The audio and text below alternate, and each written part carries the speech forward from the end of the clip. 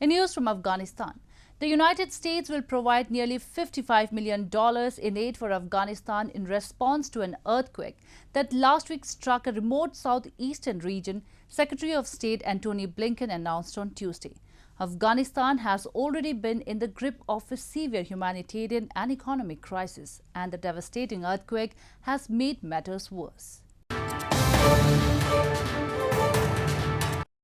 U.S. Secretary of State Antony Blinken on Tuesday announced nearly $55 million in immediate aid for Afghanistan in response to an earthquake that last Wednesday struck a remote southeastern region.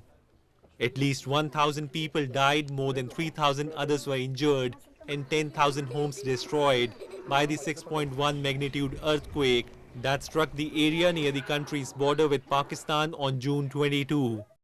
The new U.S. assistance will be used to supply relief to people impacted by the disaster in the form of cooking ware, jerry cans for water, blankets, clothing and other items, including hygienic supplies, to prevent a waterborne disease outbreak, Blinken said in a statement.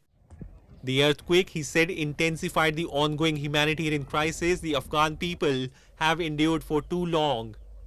The new aid brings to more than $774 million the amount of U.S. humanitarian assistance provided for Afghanistan since last year, when the Taliban seized power as the last U.S.-led troops withdrew after 20 years of war with the hardline Islamists.